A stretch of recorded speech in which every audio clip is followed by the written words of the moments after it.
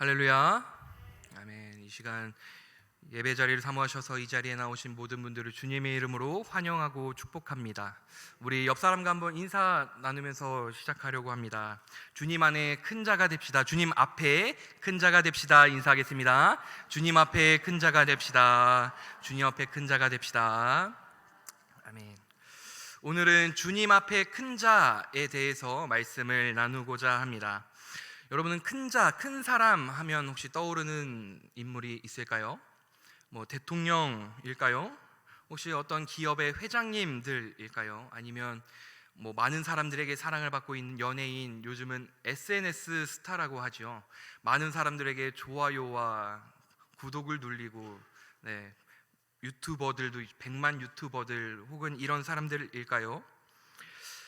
어떠한 돈과 권력과 힘을 가지고 있는 그들이 큰 자일까요? 누군가는 세상의 기준에 따라서 지금 이야기한 이렇게 돈과 권력과 힘을 가지고 있는 이들을 큰 자라고 이야기를 합니다. 하지만 우리 그리스도인들에게 있어서 큰 자, 큰 사람은 이러한 사람들이 아니라는 겁니다. 세상이 말하는 큰 자는 변화무쌍합니다. 그리고 이 세상이 말하는 큰 자는 분명한 한계가 있다는 겁니다. 그 한계는 언제 또다시 떨어질지 모른다는 그 불안한 심정 가운데 살아가는 것이에요. 그래서 참으로 안타깝게도 그들이 최고의 자리에서 떨어지게 된다면 굉장히 큰 심리적인 그 질병을 겪기도 합니다. 그런데 하나님께서 오늘 우리에게 말씀을 주시면서 이렇게 불완전하기 짝이 없는 세상에서 큰 자가 아니라 주 앞에서 큰 자를 말씀해 주시는데, 누구를 큰 자로 인정해 주고 계십니까? 오늘 말씀에서 세례 요한을 바로 주 앞에 큰 자다라고 인정해 주고 계십니다. 그러면서 세례 요한은 무엇 때문에, 왜, 어떤 이유로 주 앞에 큰 자로 인정받을 수 있었는지, 그러면 우리는 어떻게 해야 주님 앞에 큰 자로 인정받을 수 있는지에 대해 우리가 함께 나누고자 합니다. 간절히 바라옵기는 이 시간 함께 예배드리는 저와 여러분이 주님 앞에 큰 자로 인정받게 되기를 간절히 소망합니다. 우리에게 주시는 첫 번째 말씀은 광야를 통과하라입니다. 누가복음 1장 13절 말씀입니다. 제가 읽겠습니다. 천사가 그에게 이르되 사가랴여 무서워하지 말라. 너의 간구함이 들린지라. 내 아내 엘리사벳이 내게 아들을 낳아주리니 그 이름을 요한이라 하라. 아멘. 이 말씀에서 우리는 세례 요한의 부모에 대해서 먼저 확인할 수 있습니다. 세례 요한의 부모가 누구인가요? 나와 있죠. 사가랴와 엘리사벳입니다. 그러면 이 세례 요한의 부모인 사가랴와 엘리사벳은 어떠한 사람인가? 누가복음 1장 5절에서 6절 말씀에서 우리는 세례 요한의 부모에 대한 설명을 볼 수가 있습니다. 유대왕 헤롯 때에 아비야 반열의 제사장 한 사람이 있었으니 이름은 사가랴요, 그의 아내는 아론의 자손이니 이름은 엘리사벳이라. 이 두 사람이 하나님 앞에 의인이니 주의 모든 계명과 규례대로 흠이 없이 행하더라. 아멘. 이렇게 세례 요한의 부모 사가랴와 엘리사벳은 어떠한 사람이었는가? 제사장 가문에서 부모의 철저한 신앙을 그대로 물려받은 참된 신앙인, 특별히 6절 말씀에는 하나님 앞에 의인이었고 주의 모든 계명과 규례대로 흠이 없이 행했던 자들, 그리고 이 귀한 가정에 하나님께서 주 앞에 큰 자로 인정해 주시는 세례 요한이 태어나게 됩니다. 바라옵기는 오늘 이 시간 저와 여러분의 가정이 말씀과 기도로 거룩해짐으로 말미암아 영적 제사장의 가문이 되기를 소망합니다. 그로 인하여서 우리가 하나님 앞에 의인이 되고 우리가 모든 계명과 규례를 흠이 없이 행함으로 말미암아 사랑하는 우리 모든 자손들도 주님 앞에 큰 자가 되기를 소망합니다. 그런데 우리가 기억해야 할 것은 세례 요한이 태어날 때부터 주 앞에 큰 자로 인정받은 것은 아니라는 사실입니다. 성장하면서 더욱 주님 앞에 큰 자가 되었다는 거예요. 그런데 세례 요한이 주 앞에서 큰 자로 만들어져 갔는데, 그렇다면 그 큰 자로 만들어져 간 장소가 어디였을까요? 바로 광야였다는 겁니다. 그렇다면 세례 요한은 왜 광야에서 성장해야 했을까요? 아니, 하나님께서는 도대체 왜 한결같이 하나님께서 사용하신 인물들을 광야로 몰아내셨던 걸까요? 왜 하나님의 일을 하는 사람들은 모두 광야를 보내셨을까요? 광야는 불모지, 사막, 거친 들, 빈들을 의미합니다. 광야는 고독한 곳이에요. 조용한 곳입니다. 광야에는 사람들이 없고 홀로 머무는 곳입니다. 특별히 광야는 나의 자아와 교만이 무너지는 곳이며 억울한 누명을 쓰고 독한 공격을 당하는 곳이고 한도 끝도 없는 방황 속에 탈진하게 되는 곳이고 사람들이 나를 전혀 알아주지 않는 곳, 나의 계획이 번번이 실패하고 나의 생각이 전혀 먹히지 않는 곳, 그 한없이 외로운 곳, 서러운 곳, 서글픈 마음까지 드는 그곳이 바로 광야입니다. 여러분은 지금까지 살아오시면서 그때가 내 인생의 광야였지라고 여겨지는 때가 있지 않으십니까? 너무 힘들고 외롭고 괴롭고 서글픈 감정이 나를 사로잡았던 그곳, 어디를 여기저기 둘러보아도 길이 보이지 않아서 다 포기하고 싶었던 그곳. 사실 우리는 이미 한 번쯤은 광야를 다 겪어왔고 어쩌면 오늘 이 시간 광야 가운데 계시는 분이 있을지도 모릅니다. 하지만 우리가 성경을 보면 성경에서 하나님께서 쓰신 사람들은 다 이 광야를 거쳐갔다는 사실입니다. 모세, 애굽의 최고의 학문과 무술을 40년간 익혔던 그 모세도 40년간 광야의 시간을 보내야 했어요. 10대 나이에 블레셋 최고의 전사 골리앗을 무너뜨린 영웅 다윗도 엔게디 광야에서 10년이 넘도록 방황하고 도망해야 했습니다. 사도 바울도 아라비아 광야에서 3년이라는 시간을 보내야 했고 우리 예수님 역시 광야에서 40일을 금식하신 이후에 사탄의 시험을 받으셔야 했어요. 이렇게 광야는 하나님께서 사용하시는 사람들을 하나님께서 훈련하시는 장소로 사용되어졌습니다. 무슨 의미일까요?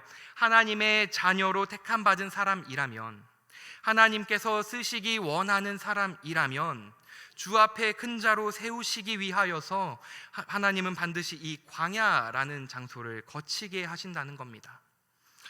혹시 지금 내 삶이 광야와 같다고 여겨지시는 분들이 계십니까? 너무 힘들고 외로운 상황 가운데 계신 분이 계십니까? 그러나 여러분, 광야가 지금 내가 아무리 힘들고 어렵더라도 하나님께서 나를 쓰시기를 원하시는구나, 하나님께서 나를 택하셨구나를 늘 생각하고 믿으심으로 이 광야를 끝까지 참고 인내함으로 넉넉히 통과하시기를 간절히 소망합니다. 이 광야를 통과해야지만 우리가 주 앞에 큰 자가 될 수 있기 때문입니다. 누가복음 3장 2절 말씀 우리 함께 읽겠습니다. 안나스와 가야바가 대제사장으로 있을 때에 하나님의 말씀이 빈들에서 사가랴의 아들 요한에게 임한지라. 하나님의 말씀이 빈들에서 임한지라. 빈들, 즉 광야에 있을 때에 하나님의 말씀이 세례 요한에게 임했다는 것입니다. 무슨 뜻일까요? 우리도 광야와 같은 상황에 있을 때에 하나님께서 우리를 만나주시고 하나님의 말씀이 우리에게 임한다는 겁니다. 우리가 정말 참된 하나님의 사람이라면, 참된 신앙인이라면 반드시 우리 앞에는 광야가 존재합니다. 우리 믿음의 사람들이 무조건 거쳐가야 하는 필수적인 과정이에요. 차마 남에게 이야기하기조차 힘든 그 이유들이 나의 인생의 광야일 수 있습니다. 기도하고 싶어도 어떻게 기도해야 할지 모르겠는 이 상황, 이 광야일 수 있어요. 그렇다면 도대체 왜 하나님께서는 우리에게 광야를 허락하실까요? 나를 사랑한다고 말씀하시면서, 나에게 복 주신다고 그렇게 말씀하시면서 우리 하나님께서는 나에게 왜 이렇게 힘든 광야를 허락하시는 걸까요? 그것은 우리가 오직 나는 하나님의 은혜로만 살 수 있습니다 라고 고백하게 만드시기 위함입니다. 이 모든 것이 전적인 하나님의 은혜입니다 라고 우리의 입술을 열어 고백할 수 있게 하시기 위해서 하나님은 우리에게 광야를 허락하신다는 거예요. 내 능력이 아닙니다. 하나님의 능력을 체험하기 위함이라는 사실입니다. 그래서 이 광야를 겪으면 내 뜻대로가 아니라 하나님의 뜻대로, 하나님의 말씀대로 살겠노라 결단하게 된다는 거예요. 그걸 위해서 하나님께서는 우리에게 광야를 허락하신다는 겁니다. 지금 제가 사용하고 있는 이 마이크가 언제 사용할까요? 목소리를 크게 해서 전달할 때 사용하지 않습니까? 그게 바로 이 마이크의 용도입니다. 그런데 이 마이크에 대고 아무런 말을 하지 않으면 그 어떤 소리도 날 수 없다는 거예요. 이렇게 마이크는 누군가 이 마이크에 대고 소리를 내야지만 이 마이크가 사용이 될 수 있다는 거예요. 우리의 삶도 마찬가지라는 겁니다. 하나님께서 우리의 삶에 개입하시지 않으신다면 우리는 아무것도 할 수가 없다는 거예요. 하나님께서 나를 만지시지 않으시고 나를 사용하지 않으신다면 나는 아무것도 할 수 없습니다. 하나님께서 내 삶에 강권적으로 역사하셔야만 나는 주님의 도구로 사용될 수 있습니다 라는 그 고백이 우리에게 있어야 한다는 겁니다. 하나님께서 저와 여러분을 주님의 사람으로 세우시기 위해서, 주 앞에 큰 자로 인정하시기 위해서 우리 삶에 광야를 허락하시고, 그 광야를 통과할 때에 주만 바라보게 하시려는 그 크신 하나님의 있음을 깨달아서 어렵지만 힘들지만 그 광야를 기도로, 말씀으로, 찬양으로 통과하여서 우리 주님께로부터 주님 앞에 큰 자로 인정받는 저와 여러분이 되시기를 간절히 소망합니다. 두 번째 주시는 말씀, 주님의 뜻대로 살라입니다. 우리가 아무리 말씀을 읽고 듣고 배워도 그 말씀을 우리의 삶으로 증거해내지 않는다면, 주님의 뜻대로 우리가 살아가지 않는다면 그것은 소용이 없다는 겁니다. 누가복음 1장 14절로부터 15절까지의 말씀 함께 읽겠습니다. 너도 기뻐하고 즐거워할 것이요 그의 태어남을 기뻐하리니 이는 그가 주 앞에 큰 자가 되며 포도주나 독한 술을 마시지 아니하며 모태로부터 성령의 충만함을 받아. 아멘. 모태로부터 성령의 충만함을 받았다. 엄마의 뱃속에 있을 적부터 성령 충만한 하나님의 사람이었다는 것을 이야기합니다. 그리고 이 땅에 태어나서는 진정 주 앞에 큰 자가 되기 위하여 광야에서 철두철미하게 훈련을 받았습니다. 그런데 아무리 이렇게 광야에서 철두철미하게 훈련을 받았다고 할지라도 주님의 뜻을 모른다면 아무 소용이 없는 겁니다. 하나님께서 내 뜻대로가 아니라 하나님의 뜻대로 살게 하시기 위해서 나 자신의 영광이 아니라 하나님의 영광을 위하여 사는 자로 만드시기 위해 우리에게 광야를 허락해 주셨습니다. 내 뜻대로 행할 때는 절대로 주 앞에서 큰 자로 인정받을 수 없다는 거예요. 우리가 진정 주님 앞에 큰 자로 인정받기 위해서는 그 광야를 이겨내고 온전히 주님의 뜻대로 우리가 살아내야 한다는 것입니다. 바로 없기는 하나님의 말씀을 읽고 듣고 묵상하고 그 이후에 적용하심으로 나를 향하신 주님의 뜻을 알아가고 그 뜻대로 살아가며 주님 앞에 큰 자로 거듭나기를 간절히 소망합니다. 오늘 우리가 말씀을 통해 만나는 이 세례 요한, 그는 자기 정체성이 분명한 사람이었어요. 자기가 누구인지를 정확하게 확실하게 알고 있는 사람입니다. 세례 요한이 유대 광야에서 회개를 외치고 세례를 베풀 때에 사람들은 요한을 그리스도로 착각하게 됩니다. 수많은 사람들이 요한의 앞에 나와서 회개하고 요단강에서 세례를 받게 되어요. 탁월한 세례 요한의 설교로 인하여서 많은 사람들이 통회하고 자복합니다. 그렇게 되니까 요한에게 사람들이 와서 묻습니다. 당신이 그입니까? 당신이 메시아입니까? 당신이 그리스도입니까? 묻습니다. 그러자 세례 요한은 분명하게 이야기합니다. 누가복음 3장 16절의 말씀이에요. 요한이 모든 사람에게 대답하여 이르되 나는 물로 너희에게 세례를 베풀거니와 나보다 능력 많으신 이가 오시나니 나는 그의 신발끈을 풀기도 감당하지 못하겠노라. 그는 성령과 불로 너희에게 세례를 베푸실 것이요. 아멘. 보통 사람이라면 사람들이 나에게 막 몰려드니까 내 앞에 회개하고 세례받으니까 내가 그리스도다라고 할 수도 있었을 거예요. 그러나 요한은 그렇게 하지 않았습니다. 자신의 위치와 소명과 한계를 알고 있었던 거예요. 자기가 누구로부터 부르심을 받았고 무엇을 위해서 보내심을 받았는지, 내가 누구를 위해 살아가야 하는지 그것을 분명하게 알고 있었다는 겁니다. 세례 요한은 자신을 보내신 주님의 뜻을 정확하게 알고 있었어요. 그래서 세례 요한이 주 앞에 큰 자로 인정받을 수 있었던 겁니다. 우리가 교회 생활을 하다 보면 많은 사람들이 헌신이라는 이름 아래에 하나님보다 일에 집중하는 모습을 종종 보여옵니다. 그러나 하나님 없이 하나님의 일을 하는 사람들, 교회 안에서 일은 하지만 그러나 하나님은 잊은 채 하나님이 주신 그 일만을 사랑하는 자들이 있다는 거예요. 그 일에 담긴 하나님의 뜻은 망각한 채 자기 만족을 위해서 일을 하고 있는 이 사람이 얼마나 마른지 모르겠습니다. 왜 그럴까요? 주님의 뜻을 모르기 때문입니다. 저와 여러분을 향하신 주님의 뜻이 분명하게 있음을 믿으시길 바랍니다. 또한 그 뜻을 발견하고 오직 순종으로 나아가는 저와 여러분이 되시기를 소망합니다.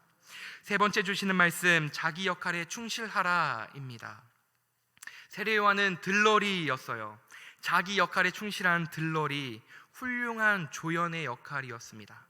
누가복음 1장 16절로부터 17절입니다. 함께 읽겠습니다. 이스라엘 자손을 주 곧 그들의 하나님께로 많이 돌아오게 하겠음이라.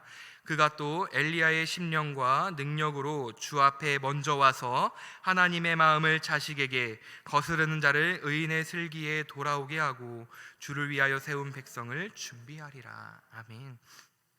하나님께서 세례 요한으로 하여금 광야 생활을 경험케 하신 것은 16절 이스라엘 백성들을 하나님께로 인도하기 위함입니다.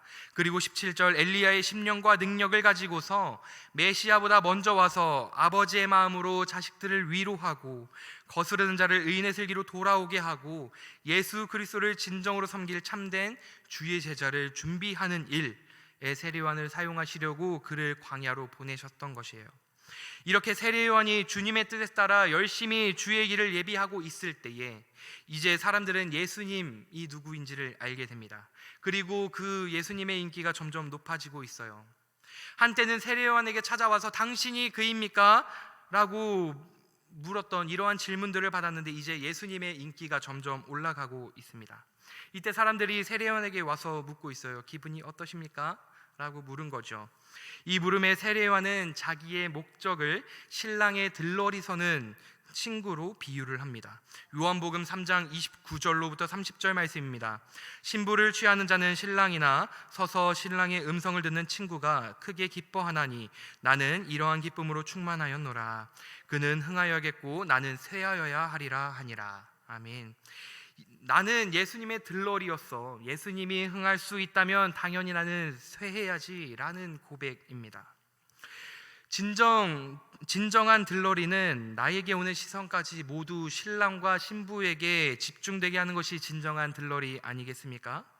그런데 세례 요한이 바로 그러한 사람이었다는 거예요. 그렇기 때문에 세례 요한은 많은 무리들이 예수 그리스도를 향하는 것이야말로 내가 받을 보상의 전부다라고 생각했고, 세례 요한은 자신이 광야에서 배웠던 그대로 회개하라 천국이 가까웠느니라 담대히 복음을 전했던 선지자 중에 선지자, 주 앞에 큰 자로 인정받을 수 있었던 것입니다. 그렇다면 하나님께서 저와 여러분에게 부여해 주신 역할은 무엇일까요? 설교자, 예배자, 봉사자, 위로자, 헌신자, 전도자 등등 우리 교회를 세우시고 우리 가정을 세우시기 위해 하나님께서 저와 여러분에게 각각의 여러 가지 역할을 부여하셨습니다. 이제 우리가 할 일은 주 앞에 큰 자가 되기 위하여 주님 내가 여기 있사오니 나를 사용하여 주시옵소서 라고 고백하며 주님께서 우리에게 맡기신 그 일들을 최선을 다해 감당하는 것입니다. 그래야 우리가 주 앞에 큰 자로 인정받을 수 있다는 거예요. 말씀을 마무리하고자 합니다. 여러분, 우리 모두가 주 앞에 큰 자로 인정받게 되기를 간절히 소망합니다. 세상에서 큰 자가 아니라 주 앞에서 큰 자, 이를 위해 우리의 앞에 주어져 있는 그 광야를 넉넉히 통과하고 나를 향하신 주님의 그 뜻을 구하고 그 뜻대로 살아가며 주님께서 우리에게 맡기신 그 사명을 충실히 완수하는 저와 여러분이 되시기를 간절히 소망합니다. 그래서 하나님의 기쁨이 되며 우리 모두가 주님 앞에 큰 자로 인정받는 저와 여러분이 되시기를 간절히 소망합니다. 이 시간 함께 찬양하며 나아가길 소망합니다. 주님께서 허락하신 이 광야를 지나가며 나의 나된 것이 모두